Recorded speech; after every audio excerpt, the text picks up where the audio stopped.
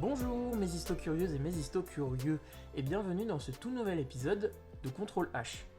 S'il y a bien une période qu'on connaît pour ses pyramides, ses temples et ses colonnes, c'est sans nul doute l'Antiquité. C'est une période immense qui s'étale sur plusieurs millénaires et qui a vu naître certaines des plus grandes figures de l'histoire, comme Périclès, Alexandre le Grand, Ramsès II ou encore Jules César. Mais quand on pense à l'Antiquité, on ne pense pas forcément à son histoire, à ses conquêtes, batailles et empires. L'Antiquité nous fait également penser aux mythes, aux mythologies qui sont assorties de héros et de légendes. Qui n'a jamais entendu parler du mont Olympe, demeure des dieux grecs où règnerait Zeus, Poséidon, Athéna ou encore Aphrodite pour n'en citer que quelques-uns? Qui ne visualise pas les fresques des temples égyptiens peuplés de divinités à tête d'animaux comme Anubis ou encore Ra, le dieu du soleil? Les mythes sont sans doute l'un des aspects les plus fascinants de l'Antiquité à nos yeux. Que ce soit à l'école ou au collège, on nous raconte souvent les grandes histoires de la mythologie grecque ou romaine, mais aussi égyptienne. Mais il ne s'agit pas seulement d'un folklore ancien, d'un ensemble de contes imaginaires transmis pour distraire les populations. Pour les anciens, ces récits sont des religions. Ce sont des croyances qui sont vivantes, des systèmes complets de représentation du monde. Les populations antiques, elles croient en plusieurs dieux, en plusieurs forces divines qui interviennent dans le quotidien. C'est ce qu'on appelle le polythéisme, le fait de croire en plusieurs dieux. Les dieux, ils sont littéralement partout, que ce soit dans le ciel, dans la mer, dans la cité et même dans la famille. Ils font partie intégrante du monde et du quotidien. Mais alors, une question se pose. Les hommes et les femmes de l'Antiquité voyaient-ils le monde uniquement à travers les yeux de leurs mythes? Un grec du 8e siècle avant notre ère, par exemple, expliquait-il chaque phénomène uniquement par l'action d'un dieu ou d'une déesse? La réponse pourrait paraître évidente, et pourtant elle est bien plus nuancée que ce que l'on imagine. Car si les mythes occupent une place centrale, ils ne sont pas toujours coupés de toute réalité. Certains récits semblent garder la trace d'événements historiques, de catastrophes naturelles et de conflits bien réels qui ont été transformés et amplifiés par la mémoire collective. D'autres coexistent déjà avec des tentatives d'explication plus rationnelles, plus observatrices et presque scientifiques, même si elles restent encore balbutiantes. L'Antiquité n'est donc pas seulement l'âge des dieux et des légendes, c'est aussi celui des premières interrogations critiques, des premiers doutes et des premières enquêtes sur le monde. Ainsi, dans cet épisode, nous allons plonger dans cette antiquité complexe, à la fois profondément croyante et étonnamment curieuse. Les dieux et les mythes, quand les anciens expliquaient le monde, c'est ce que nous allons voir tout de suite dans Contrôle H.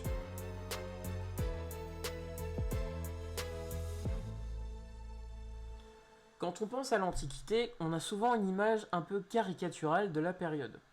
On imagine des gens qui croient dur comme fer et par-dessus tout à une collection d'histoires fantastiques. Des éclairs lancés par un dieu en colère, une jeune fille enlevée pour vivre aux enfers, ou des fleuves qui seraient carrément l'incarnation de divinité. Rien que ça. Et spontanément, on a tendance à se dire « Oh les nuls, ils savaient pas comment le monde fonctionne !» Alors on va se calmer un petit peu et nuancer tout cela. Primo, traiter des civilisations entières de nuls, ce n'est pas très élégant et pas très respectueux. Et deuxio, juger les connaissances d'une société avec nos lunettes de 2026, ce n'est pas très sérieux. Les anciens n'avaient pas nos satellites météo, nos sismographes ou nos laboratoires.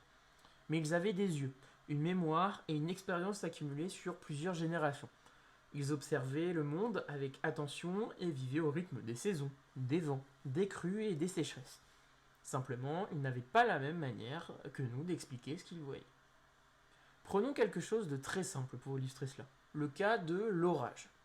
Aujourd'hui, on pourrait parler dans un bulletin météo tous les soirs après notre JT de pression atmosphérique, de cumulonimbus ou de différence de charge électrique, qui sont tous les trois issus d'un vocabulaire technique, celui de la météorologie. Mais un grec du 8e siècle avant notre ère, lui, qui n'a pas tout ça, il voit simplement le ciel s'assombrir brutalement. Il va entendre le tonnerre éclater et voir la foudre s'abattre sur un arbre et provoquer un incendie. Ce qu'il perçoit, ce n'est pas une équation physique, c'est surtout l'émanation d'une puissance. Quelque chose d'immense, de soudain et surtout d'incontrôlable. Et dans un monde où le divin, il est littéralement partout, cette puissance, elle est incarnée chez les Grecs par le dieu des dieux lui-même, Zeus. La foudre devient son arme, son attribut. Non pas parce que les Grecs sont incapables d'observer, mais parce qu'ils inscrivent ce qu'ils observent dans un ordre cosmique. Pour eux, il n'y a pas d'autre raison, ça vient forcément du dessus, ça vient forcément des dieux. Le phénomène naturel n'est pas absurde, il ne peut pas être aléatoire, il a forcément une intention, il est le signe d'une volonté qui plus est divine. Même chose pour les saisons. Les anciens vivent au rythme des cycles agricoles. Ils savent parfaitement que le froid revient, que les récoltes s'arrêtent et que la terre devient moins fertile à partir d'un certain moment de l'année. Ils sont capables d'observer les étoiles pour prévoir les travaux agricoles et savent que la nature fonctionne par cycle. Mais ils sont toujours en train de se demander pourquoi cette alternance et pourquoi cette disparition temporaire de la vie. Chez les Grecs, on a trouvé la réponse par le mythe de Déméter et de sa fille Perséphone. Déméter, c'est la déesse des récoltes et des moissons, donc une déesse agricole qui est associée à la terre. Et sa fille Perséphone a eu le malheur de taper à l'œil du maître des enfers qui n'est autre qu'Hadès, le frère de Zeus. Enlevée par ce dernier et contrainte de passer une partie de l'année aux enfers pour avoir goûté une grenade du monde souterrain, Perséphone est enlevée de sa mère. Et pendant son absence, Déméter, elle laisse la terre se stériliser à mesure qu'elle est en train de faire son deuil. Et après l'intervention de Zeus, qui va partager l'année en deux avec une partie chez sa mère et une partie avec Hadès, la végétation renaît, mais en partie, pas toute l'année. Derrière cette histoire, il y a une observation fine du rythme annuel. Le mythe ne nie pas du tout la réalité agricole, il la traduit en récit. Il donne une dimension émotionnelle et humaine à un phénomène qui pourtant est naturel et qu'on peut expliquer aujourd'hui. La nature devient une mère en deuil, et le printemps devient le temps des retrouvailles et des allégresses. On ne parle plus seulement de température ou d'ensoleillement, on parle désormais d'amour, de séparation et de retour. C'est pas mignon quand même. Et c'est peut-être ça le point essentiel. Le mythe n'est pas une tentative ratée de science, à proprement dit. Il ne cherche pas seulement à répondre à la question comment ça marche. Le mythe va aussi répondre à pourquoi ça arrive et surtout quel sens ça a pour nous. Il organise l'expérience humaine et relie la nature, la société et le divin dans un même récit cohérent. Prenons maintenant le cas des catastrophes, mais pas les toutes petites, des grandes catastrophes qui ont marqué l'histoire. En 79 de notre ère, en Campanie, une région au sud de l'Italie, une montagne se réveille subitement. Cela fait depuis des années que la région connaît des secousses, comme en 62, où un violent tremblement de terre a déjà endommagé plusieurs villes. Mais après plusieurs séries de secousses, le 24 octobre 1779, une colonne de cendres s'élève dans le ciel. Cette montagne, vous l'aurez reconnue sûrement, c'est le Vésuve, qui a notamment englouti Pompéi et Herculanum, sous plusieurs mètres de cendres. Alors nous savons aujourd'hui qu'il s'agit d'un volcan. Nous parlons de chambres magmatiques, de pression interne et d'explosion plinienne, dans un vocabulaire qui réfère à la volcanologie. Mais les Romains, eux, ils n'ont pas encore cette science-là. Eux, ils observent, ils décrivent et ils témoignent. Pour l'éruption du Vésuve de 79, on a notamment les lettres de Pline le Jeune, qui montrent une attention presque scientifique à tous les détails. Pourtant, dans le même temps, les rescapés et les autres Romains vont qualifier le phénomène de manifestation divine, encore une fois, et l'associer à un dieu, qui est Vulcain, le dieu du feu et des forges. Et ça, c'est pas une absence d'intelligence, c'est une manière d'intégrer la catastrophe dans un cadre religieux déjà existant. D'autant plus que la veille de la catastrophe, le 23 octobre, c'était la fête des Vulcanales, les fêtes dédiées à Vulcain.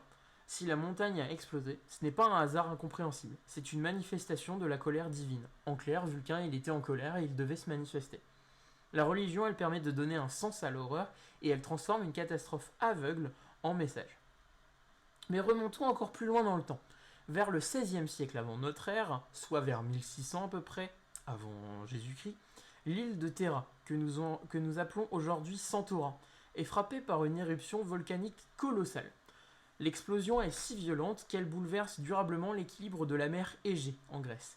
Des tsunamis frappent les côtes, des cités entières sont détruites, et les retombées de cendres affectent les cultures sur plusieurs années. Les archéologues ont retrouvé des traces impressionnantes de cette catastrophe, et certains historiens ont suggéré que la mémoire de cet événement aurait pu survivre sous forme de récits mythologiques. Peut-être même influencer certains combats cosmiques, comme la fameuse titanomachie, cette guerre gigantesque entre les dieux olympiens et leurs pères, les titans. Alors attention, je dis pas que c'est une preuve. On ne peut pas dire que la titanomachie est l'irruption de Santorin. Mais l'idée est quand même intéressante. Un événement réel qui est traumatique peut laisser une trace dans l'imaginaire collectif. Il peut être transformé, amplifié et mis en scène à l'échelle du divin. Les secousses deviennent des combats de géants, les explosions deviennent des armes célestes, et la catastrophe entre dans le récit fondateur. Et c'est là que tout devient un peu plus subtil. Les anciens ne vivent pas dans un monde moins rationnel par rapport à nous. Ils vivent dans un monde où le rationnel et le sacré ne sont pas séparés. Observer un phénomène naturel et l'expliquer par l'action d'un dieu ne sont pas deux démarches opposées. C'est une seule et même manière de rendre le monde cohérent pour les anciens. Le mythe, dans ce sens, n'est pas une ignorance. C'est un cadre, un langage et une structure mentale qui permet de dire le monde a un ordre, même quand il tremble. Et dans cet ordre, l'être humain n'est pas perdu. Il comprend sa place, il comprend ses peurs et, surtout, il permet de comprendre ses espoirs.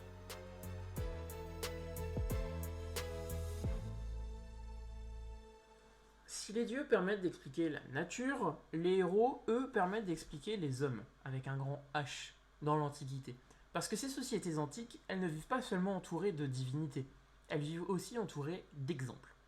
Des figures que l'on pourrait presque qualifier de manuels pour être quelqu'un de remarquable et d'exceptionnel. Ce sont des modèles de courage, de loyauté et de ruse, mais aussi d'excès, d'orgueil et de violence. Le héros antique par excellence n'est pas un super-héros en collant. Il ne sauve pas le monde par pure bonté. C'est un être humain qui est poussé à l'extrême. Il incarne ce qu'une société admire et ce qu'elle redoute. Il montre ce qu'il faut faire, mais aussi ce qu'il ne faut pas devenir. Prenons pour commencer le cas d'Achille. Dans l'Iliade, qui raconte la guerre de Troie, il est le plus grand des guerriers grecs. Invincible, rapide et puissant, il est admiré de tous, y compris des guerriers qui se battent à ses côtés. Il représente à lui tout seul l'idéal aristocratique du monde grec archaïque, c'est-à-dire la recherche de la gloire, ce que les Grecs appellent le kléos, la renommée éternelle chantée par les poètes, comme Homère. En clair, mourir jeune, mais mourir glorieux, c'est ça qu'il faut faire, c'est ça l'idéal de l'aristocratie grecque à la période archaïque. Mais Achille n'est pas seulement une machine de guerre prête à tout défoncer sur le champ de bataille. Il est aussi et avant tout un homme en colère. L'Iliade commence d'ailleurs par ces mots célèbres. Chante, déesse, la colère d'Achille. Et ça, ce n'est pas anodin. Parce que son orgueil blessé le pousse à se retirer du combat et à abandonner littéralement tout le monde en PLS. Il laisse ses alliés mourir pour une question d'honneur, et quand son ami Patrocle est tué, sa fureur devient littéralement incontrôlable. Il n'y a plus personne qui peut le raisonner. Il massacre tout sur son passage, et va même jusqu'à traîner le corps d'Hector, qu'il a battu, derrière son char autour de la cité de Troie. Achille est un modèle de bravoure, c'est clair, mais c'est aussi un avertissement. Un avertissement que la gloire a un prix, que l'excès détruit et que la quête d'honneur peut mener à sa perte. Il incarne la grandeur, mais aussi la fragilité humaine. Et sa mort, provoquée par une flèche qui atteint son point faible devenu symbole universel, son fameux talon, rappelle une vérité assez simple. Même le plus grand des guerriers reste mortel. Derrière le mythe, certains historiens se sont demandé s'il existait un fond de réalité à tout ça. La guerre de Troie elle-même, longtemps considérée comme pure légende, a été partiellement éclairée par les fouilles du site de Troie au XIXe siècle. Cela ne prouve pas qu'Achille a existé tel quel, mais cela montre que le récit pourrait s'appuyer sur un conflit réel, amplifié par la tradition orale. Les héros seraient alors une figure poétique née d'un souvenir un peu lointain d'une histoire de champ de bataille. Passons maintenant à un autre héros, Héraclès, que les Romains appelleront Hercule un peu plus tard. On retient souvent ses 12 travaux, le lion de Némée, l'hydre de Lerne, le sanglier d'Érimonte, le lac Stymphale, bref, des exploits titanesques, de quoi forcer littéralement l'admiration de tous. Mais on oublie parfois le point de départ de ces 12 travaux, ce qui est un peu bête quand même. Ces travaux, c'est quand même une punition. Parce que frappé par la folie envoyée par Héra, la femme de Zeus, c'est un peu sa belle-mère quoi, Héraclès tue sa propre femme et ses enfants. Ouais, on rigole pas tellement avec Héraclès quand il est en colère, ça je peux vous le dire. Les travaux sont une expiation pour lui et une pénitence imposée pour réparer ce qui est l'irréparable. Le héros n'est donc pas seulement fort, il est aussi coupable et doit se réparer. Là encore, le récit dit quelque chose de profondément humain. La force ne protège pas de la fuite et la grandeur n'efface pas la responsabilité. Héraclès devient un modèle d'endurance et de persévérance et affronte des monstres qui symbolisent souvent le chaos, l'inconnu, les marges du monde civilisé.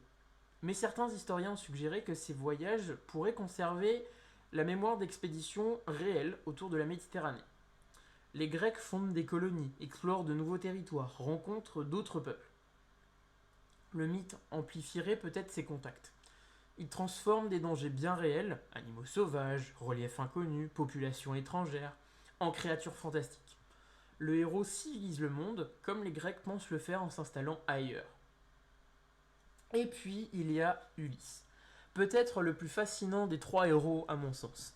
Parce qu'il n'est pas le plus fort, il n'est pas le plus admiré non plus, mais il est le plus rusé. Et son histoire, racontée dans l'Odyssée, le deuxième ouvrage d'Homère, commence après la chute de Troie, c'est-à-dire après l'Iliade.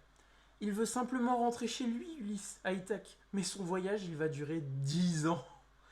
Entre tempêtes, monstres, enchanteresses et colère divine, il rencontre des tas d'obstacles sur sa route. Entre les lotophages, dont la nourriture, le fameux lotos, fait oublier le désir de rentrer, et le cyclope Polyphème, fils de Poséidon qu'il va avoir par la ruse, il va rencontrer des tas d'obstacles.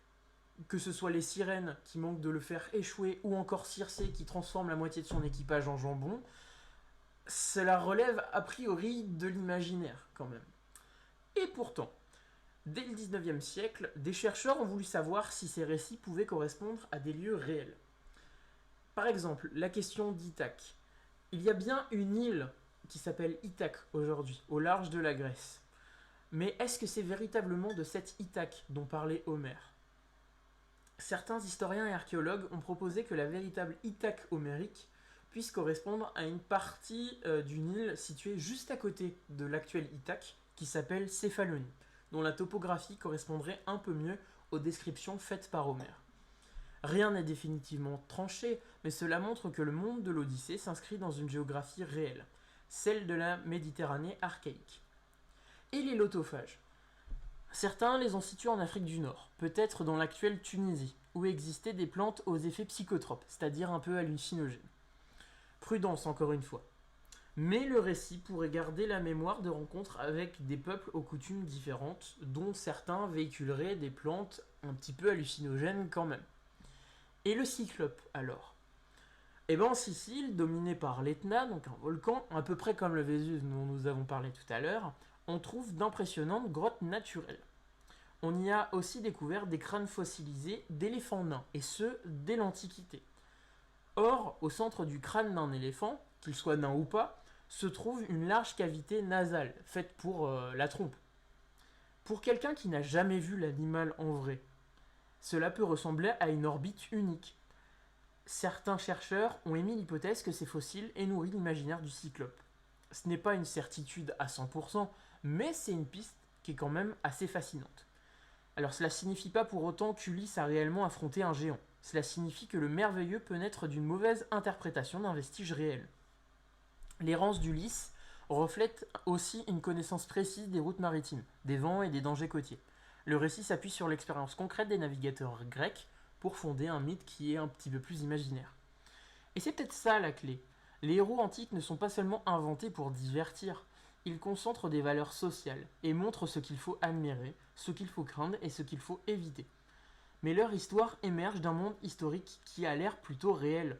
Des conflits en mer Égée, des migrations, des échanges commerciaux, des explorations maritimes. Tout cela existe vraiment.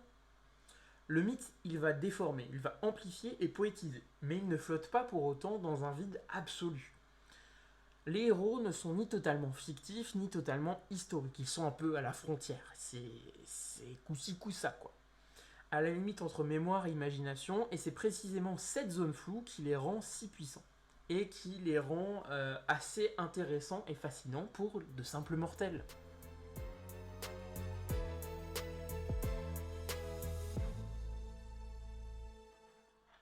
Maintenant qu'on a vu comment les dieux expliquaient le monde et comment les héros incarnent les valeurs humaines, on arrive à une étape fascinante. Le fait que certains anciens commencent à se poser des questions, et ce, dès l'Antiquité.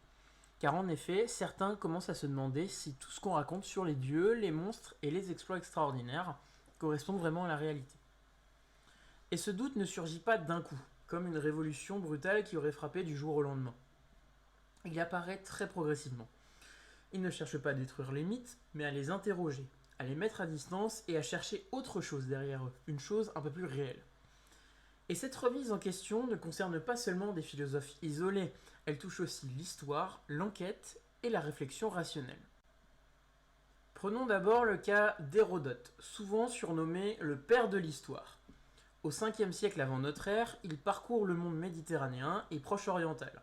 Il va notamment voyager en Égypte, en Asie mineure et en mer Noire. Et tout au long de ce voyage, il observe, il interroge et collecte des récits. Dans ses histoires, il raconte les guerres entre Grecs et Perses. Il rapporte aussi au passage des coutumes étonnantes, des anecdotes surprenantes et des traditions locales qu'il a pu entendre. Mais il ne prend pas tout pour argent comptant. Très souvent, il va même préciser « voilà ce que l'on m'a raconté ». Genre, je pose ça là, vous en faites ce que vous voulez. Il distingue ce qu'il a vu lui-même de ce qu'il tient en témoignage. Et quand il évoque certaines pratiques égyptiennes ou des récits merveilleux, il n'affirme pas toujours qu'ils sont vrais. Il note ce qui lui paraissent étranges, il compare les versions et signale les contradictions. En clair, il ne supprime pas les mythes qu'il croise, mais il introduit une distance critique. Et ce qui change avec Hérodote, ce n'est pas l'abandon des récits traditionnels, c'est la manière de les traiter. Il cherche à comprendre les causes humaines des événements.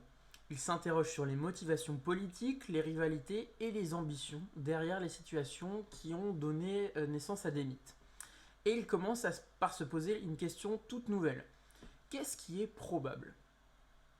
Quelques décennies après Hérodote, Thucydide pousse cette démarche encore un peu plus loin.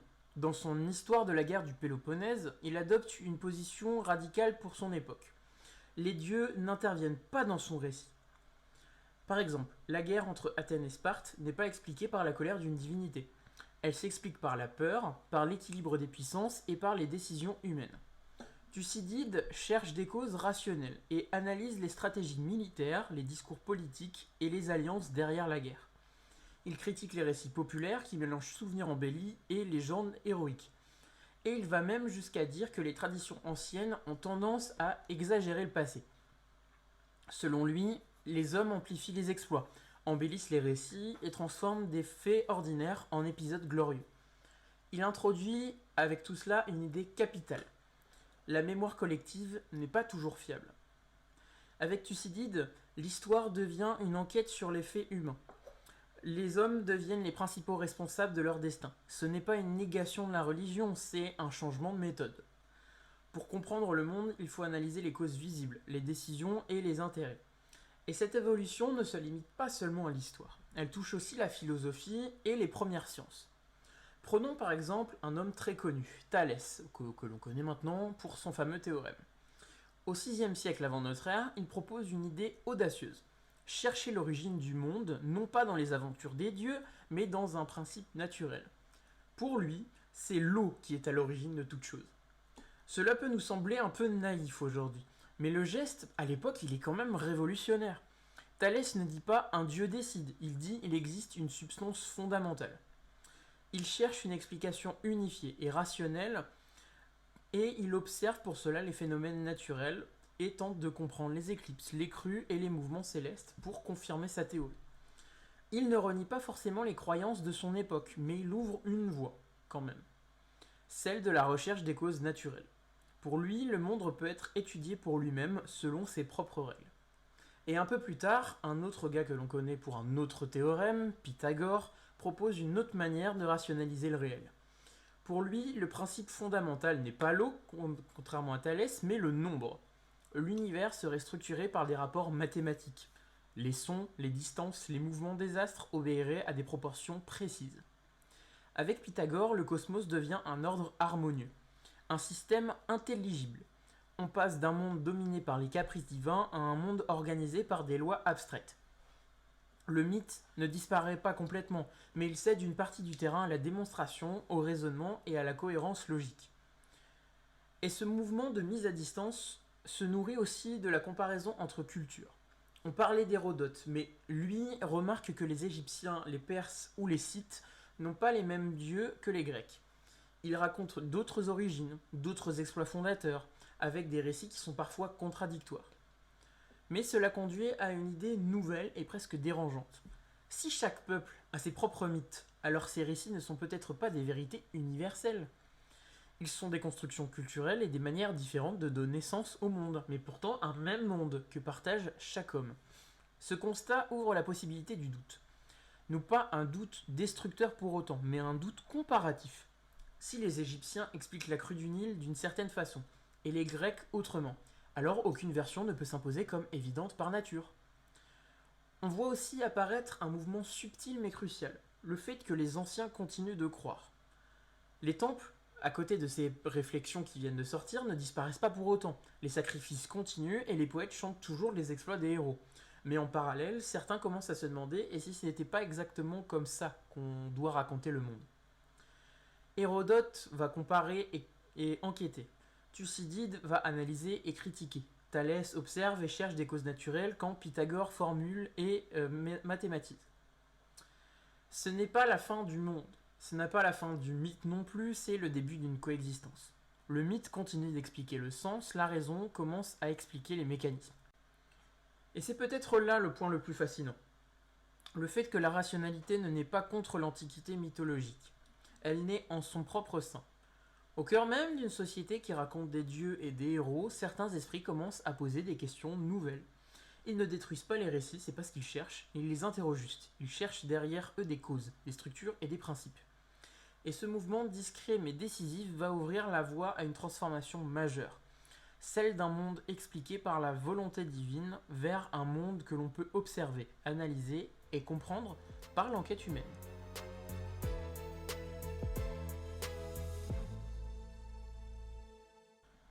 Alors, que retenir de ce voyage au cœur de l'Antiquité ? D'abord, le fait que les mythes ne sont pas des histoires absurdes inventées par des peuples naïfs. Ce sont plutôt des réponses, des tentatives cohérentes pour comprendre un monde parfois brutal et souvent imprévisible. Les dieux permettent d'expliquer un peu simplement des phénomènes météorologiques, cycliques et catastrophiques. Les héros incarnent les valeurs, les excès et les contradictions humaines. Et peu à peu, certains penseurs commencent à observer, comparer, analyser et introduire le doute. Ce que l'on découvre finalement, c'est que le mythe et la raison ne s'opposent pas frontalement. Ils coexistent un peu, dialoguent et répondent à des besoins assez différents en fait. Le mythe donne du sens, la raison cherche des mécanismes. L'un parle à l'imaginaire et au collectif, tandis que l'autre tente d'établir des causes et des preuves. Mais surtout, on réalise que ces mécanismes ne disparaissent pas avec la fin de l'Antiquité. Ils se transforment et évoluent. Quand les grandes religions monothéistes se développent et font péricliter les religions polythéistes, elles mobilisent elles aussi des récits fondateurs. La création du monde, le déluge, les figures prophétiques, les miracles. Tout cela, en fait, est un peu recalqué des mythes et légendes des religions polythéistes. Le déluge, par exemple, que l'on retrouve dans la Genèse biblique, existe déjà dans des récits mésopotamiens bien plus anciens, comme l'épopée de Gilgamesh. La création du monde est racontée différemment selon les traditions, mais elle répond toujours à la même question fondamentale. D'où venons-nous ? Les prophètes, eux aussi, jouent un rôle comparable à certains héros antiques. Ils ne sont pas des guerriers mythiques, mais des figures exemplaires, des intermédiaires entre le divin et les hommes. Des modèles moraux à suivre. Autrement dit, les sociétés continuent de produire des récits pour structurer le monde, pour lui donner un sens et pour encadrer les comportements humains. Ce qui change, ce sont les formes, les cadres théologiques et les contextes historiques. Mais le besoin, lui, reste profondément humain. Alors peut-être que la vraie question n'est pas « les anciens croyaient-ils à des choses fausses ?» Elle serait peut-être plutôt « comment les êtres humains, à toutes les époques, construisent-ils des récits pour comprendre leur place dans l'univers ?» Parce que finalement, derrière les dieux de l'Olympe, derrière les héros tragiques, derrière les premiers historiens et les premiers philosophes, il y a toujours la même quête centrale de tout ça. Comprendre. Donner du sens à un monde qui parfois n'a pas l'impression d'en avoir. Et essayer, à notre manière, d'habiter ce monde. Je vous remercie de votre fidélité et vous donne rendez-vous très bientôt pour un nouvel épisode de Contrôle H.